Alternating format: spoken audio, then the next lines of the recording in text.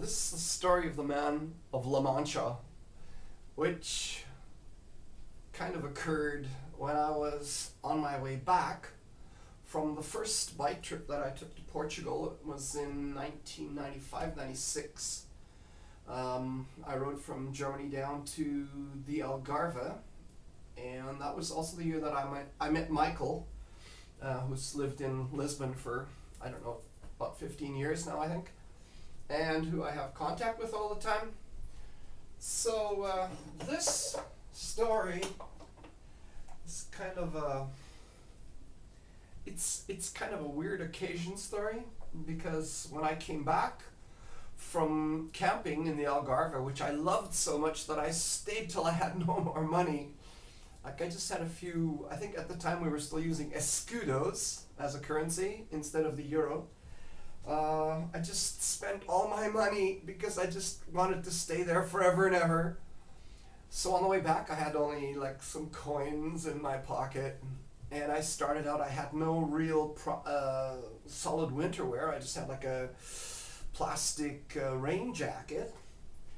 And, well, things got really bad after Cordoba, because there was a temperature drop, like from about, 15 degrees. The temperatures in Portugal and southern Spain were still around maybe about 25, 28 degrees when I left. Behind Cordoba, there was basically a hurricane. And I found myself beside a freeway. When the bad weather started, I was in a tent, and the wind started blowing at night. It was like around midnight, and I just noticed that my pup tent was kind of flying away from around me. I was like, uh-oh. So like, whoa, it could turn into a balloon and fly off to somewhere. So I had to break that down, and the only thing that I could do, there was this old barrack, these old, for some kind of a agricultural cabin, I guess, totally ransacked. The walls were just like sort of hanging there. So I just kind of braced myself against this wall. The wind was humongous. It was probably like 100 kilometers an hour. And that night I thought, okay, if this wall collapses, no one will ever find you, You'll be... But I survived the night. And in the morning, like the highway, the freeway was all underwater, and all the olive trees were like in pools of water, so it really rained a lot. And the story goes on that the weather got progressively worse. It rained a lot. I made it through a disaster called Cayenne, where I slept in a cathedral way up on a hill, like you have to push way up. All of which was mild compared to the time that I got into La Mancha, which is like a province of Spain, and found myself like in the middle of nowhere, basically.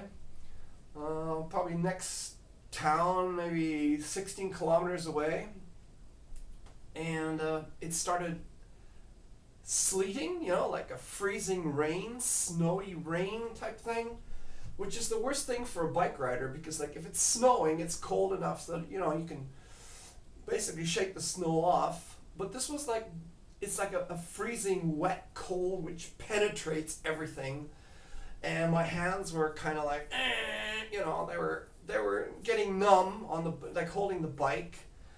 And I'm trying to take shelter under some trees which still had a few leaves on them. It was absolutely disastrous.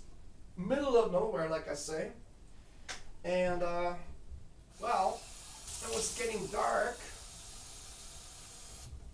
and I was still about 5-6 kilometers from anything that you could call a town, when I'm pedaling along here, just thinking, well, this is going to be the end of me. Up ahead on the highway, I see this Red Cross sign, Cruz Roja. I go, saved! You know, it was like an apparition in the middle of nowhere. And so I crawl up to this place, and there's people inside, you know, it's got lights on, and I go, oh, great.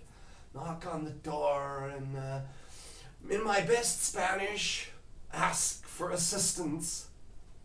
And these guys, there were two guys in there. They were maybe, I don't know, 25, 26. One guy was totally wacko on whiskey. He was walking around with a bottle of whiskey in his hand. And they had this table with a heater underneath the table, which I've never seen before. Well, it was brilliant. You know, just go under the table and warm yourself up. Fantastic. And then I made the mistake of asking for a coffee. And the guy with the whiskey flipped out. He goes, what? This isn't a hotel, you know? It's like, whoa, what do you want here? You know, coffee? What is this? And so I just, you know, I sat there and shivered. I thought, okay, that'll do. I'll, you know, no more requests. Well, anyway, somewhere along the line, these guys figured out, hey, we've been sitting here for hours, days, and no one's ever come by looking for assistance. Look at this. Here's a man who needs help. Oh, that's what we're here for. You know, this eventually buzzed into their heads, and they realized that I was hungry and everything, and cold. So they came out with this huge Spanish sausage, the real robust type, you know, and I don't know, some other stuff. I think some biscuits or something like that. And I got a coffee and everything.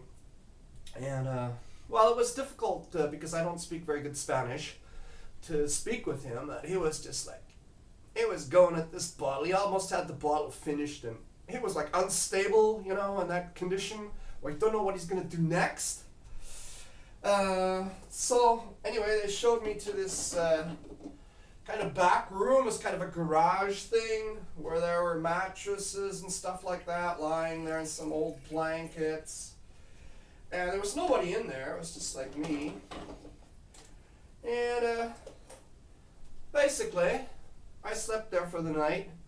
And in the morning, they gave me some more stuff, you know, stuff that I could use on the way. This Spanish sausage, it lasted me all the way to France. You know, I just chop a little bit off with some bread or some biscuits, and you know, it just kept me going. Yeah, so that was the night in La Mancha where I was saved by the Cruz Roja, and the guy that to this day I call the man of La Mancha, you know, with his bottle of whiskey in there. I don't know what these guys do all night, but I guess that's a good way to spend it. Yeah. So eventually I made it back to France and then to Germany again, and that was part of the adventure. So cheers.